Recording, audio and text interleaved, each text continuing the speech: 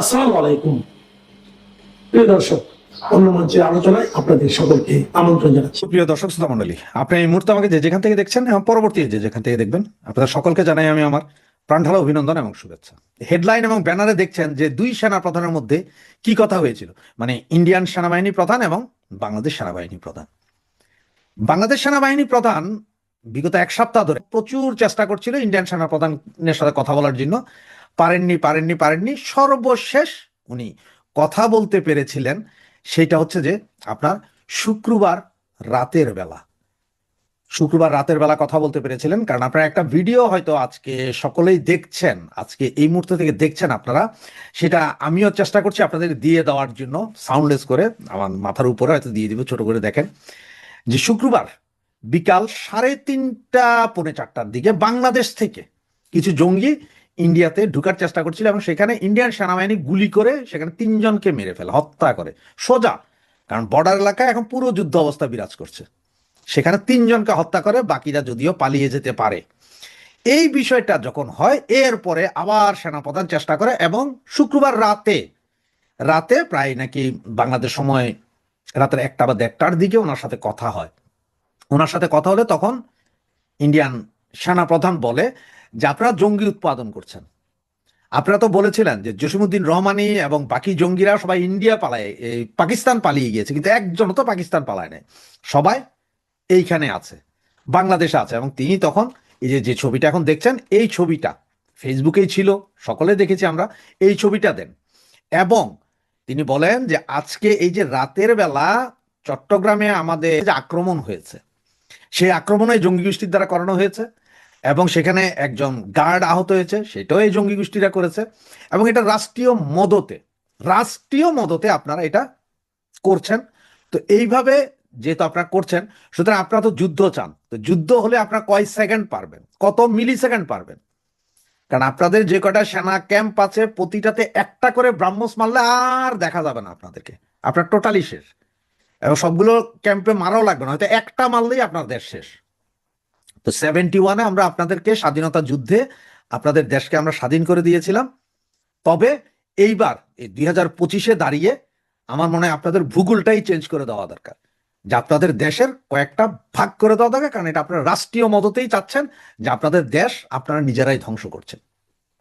এই সমস্ত কথার এক পর্যায়ে আমাদের সেনাপ্রধান বলে যে না, আমরা এগুলো করি নাই, আসলে আমরা কি করব, তবে আপনি আমার উপর বিশ্বাস রাখতে পারেন, বাংলাদেশের মাটি ব্যবহার করে কোনো সন্ত্রাসী কার্যক্রম চলতে দিব না, আমরা দেখছি, আমরা ঠেকাবো। এরপরেই সেনাপ্রধান উঠে পড়ে লাগেন, পুরো শুক্রবার রাত সমস্ত ওই জঙ্গিবাদী গোষ্ঠীগুলোর সাথে কথা বলেন এবং বলেন যে এইসব বিপ্লবী সরকার মরকার বাদ দেন, উল্টাপাল্টা করলে কালকে সেনাবাহিনী তার নিজস্ব রূপে ফিরবে। আর সেটার প্রমাণ একটুখানি দেখিয়েছেন উনি। সংসদ ভবনের ভিতরে যখন জঙ্গিরা ঢুকছিল, তখন সেনাবাহিনী ওখানে দাঁড়িয়ে সংসদ ভবন রক্ষা করেছেন। এখন আপনি একটু মনে করেন তো, 2024-এর 5ই আগস্ট যেদিন সংসদ ভবন বঙ্গভবন হামলা হয়েছিল, সেদিন সেনাবাহিনী সহযোগিতা করেছে বরঞ্চ ঢুকার জন্য। তার মানে হচ্ছে যে ওই যে পাছারের নিচে যখন তারাবাতি লাগাইয়া দিছে যে এটা ফুটবে এবার, তখনই ওনারা এসে সামনে দাঁড়িয়েছেন, না আমরা দেশ রক্ষা করি। এবং ইন্ডিয়ান সেনাপ্রধান এইটাও বলছে যে বাড়াবাড়ির শেষ, আমরা যুদ্ধ অবস্থায় আছি, এটা আমাদের আগেরই ডিক্লার, পাকিস্তানের সাথে আমরা যুদ্ধ অবস্থায় আছি দেশ। এবং আপনাদের দেশ থেকে, বাংলাদেশ থেকে যে অবস্থা চলতেছে, তাতে আমরা যে কোনো সময় ইনভেনশন করতে পারি, ঢুকে যাব। আর আমরা ঢুকেও লাগবে না, আমরা ড্রোন এবং ব্রাহ্মস দিয়ে আপনাদেরকে উইদিন 10 সেকেন্ড সব ধ্বংস করে দিব। একদম সরাসরি হুমকি দিয়েছেন নাকি সেনাপ্রধান, ইন্ডিয়ান সেনাপ্রধান বাংলাদেশের সেনাপ্রধান। এবং এইটাও বলছেন যে আপনাদের দেশে যে 8জন পাকিস্তানি সামরিক কর্মকর্তা গত 3 মাস ধরে আপনাদেরকে ট্রেনিং ফেনিং দিয়েছে জঙ্গিদেরকে, তাদের নাম ঠিকানা সহ কোথায় আছে সব দেওয়ার পর আপনারা তাদেরকে পালিয়ে যেতে সাহায্য করছেন। সেনাবাহিনীর মদতে পালিয়ে গেছে এরা, এই পাকিস্তানি জঙ্গি গোষ্ঠীর লোকেরা, হিজবুত তাহরির লোকেরা, এরা সব আপনাদের মদতে পালিয়ে গেছে।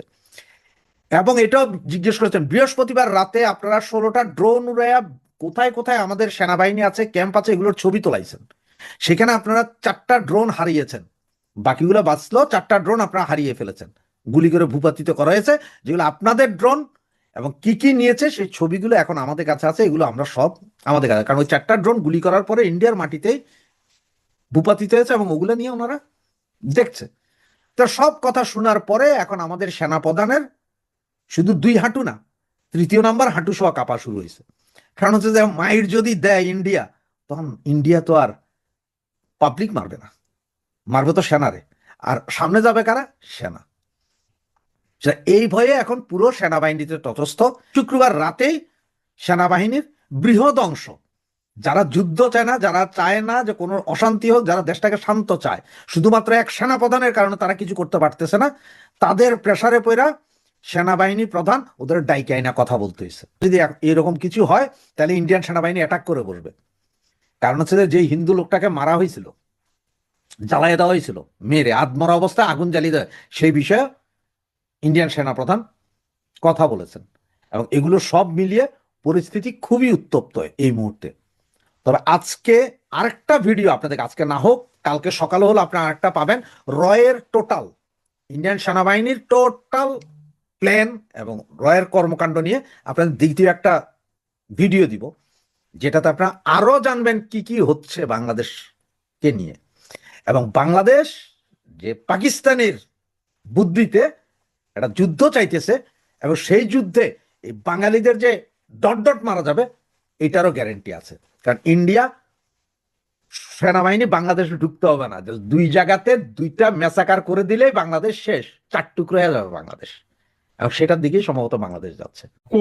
কোয়াড্রিল্যাটারাল সিকিউরিটি ডায়ালগ, যুক্তরাষ্ট্র, অস্ট্রেলিয়া, জাপান, ভারত, এই 4 দেশের একটা জোট, যেটা মূলত চীনের প্রভাব মোকাবেলা করার জন্য তৈরি হয়েছিল।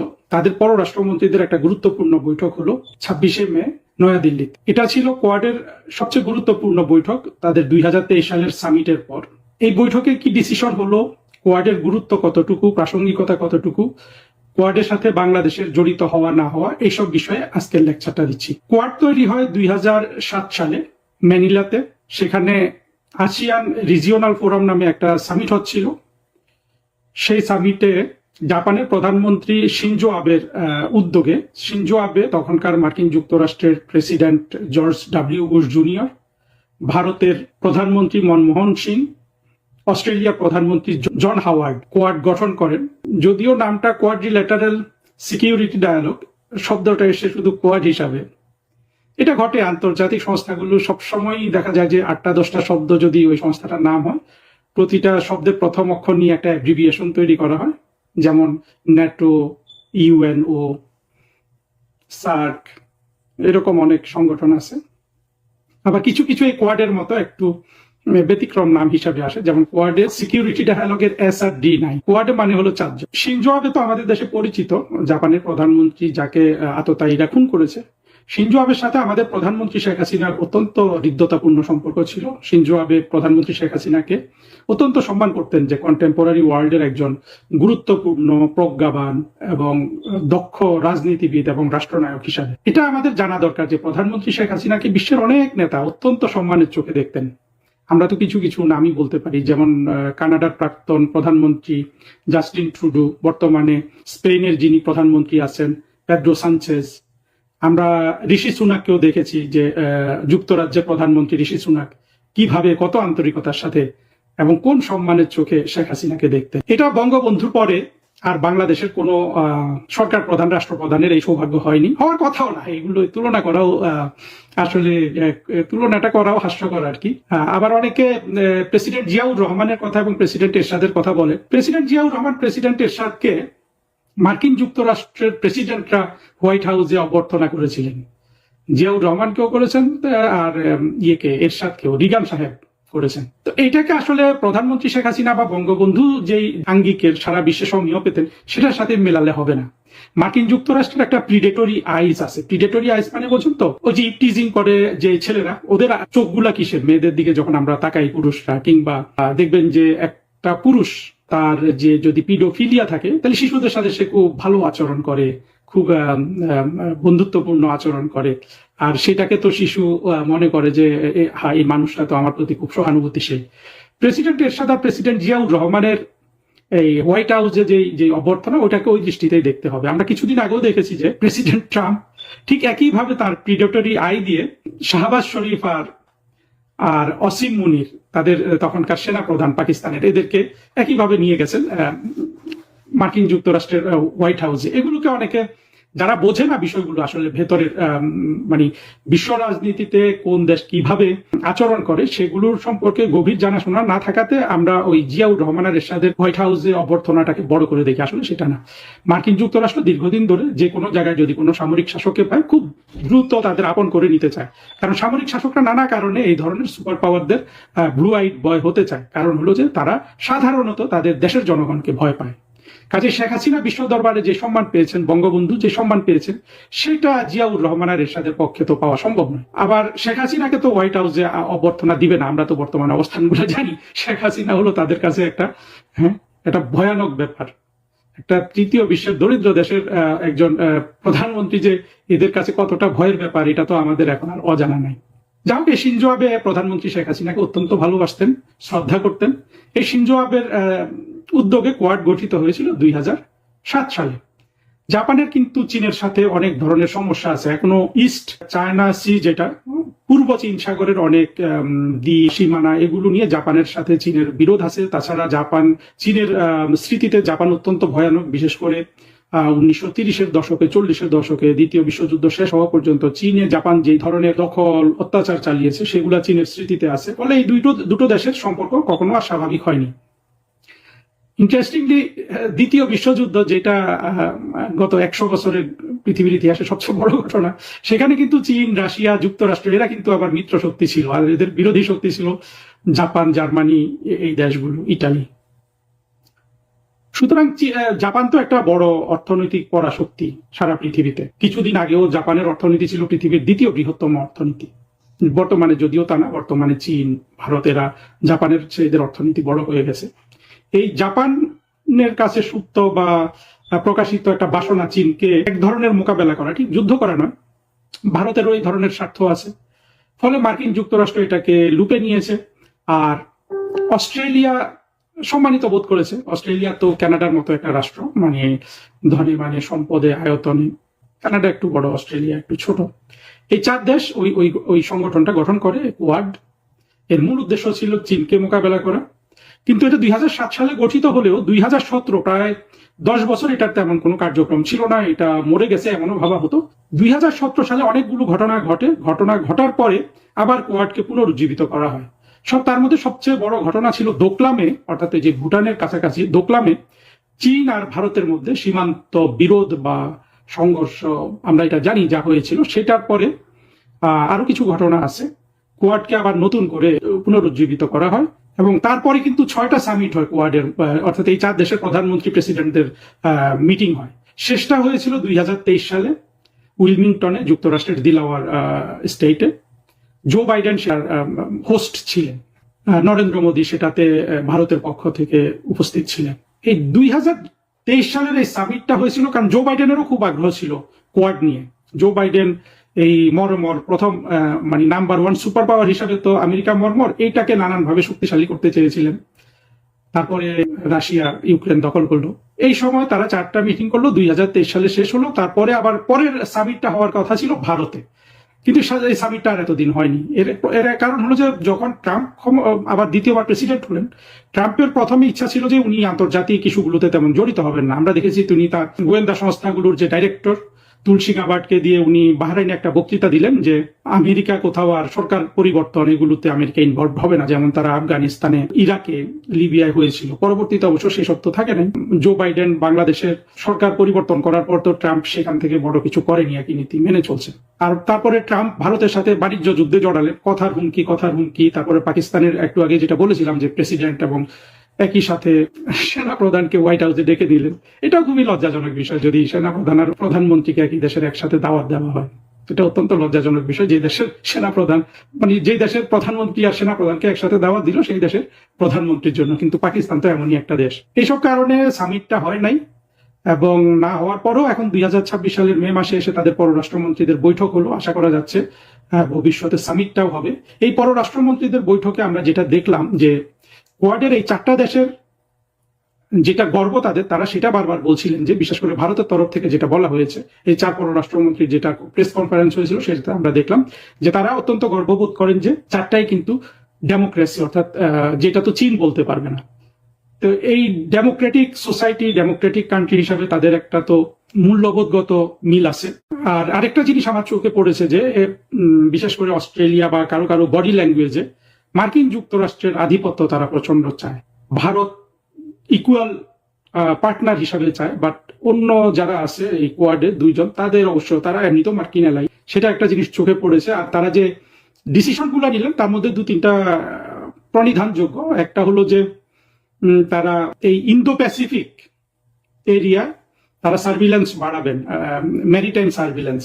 এটা কিরকম? এটা হলো যে এইখান দিয়ে যেসব জাহাজ চলে সেটা তো যুদ্ধ জাহাজও হতে পারে বিভিন্ন দেশের, ফ্রি ওয়াটারওয়েতে বাণিজ্যিক জাহাজ, এগুলোর উপর সার্ভিলেন্স যদি তারা কোঅপারেশন করে তাহলে স্যাটেলাইট থেকে তারা অনেক ছবি টবি তুলবেন, দেখবেন, একটা তাদের ডেটা তৈরি হবে, ডাটাবেস তৈরি হবে, এখান থেকে তারা ইনফরমেশন সংগ্রহ করবেন, কাজে লাগাবেন।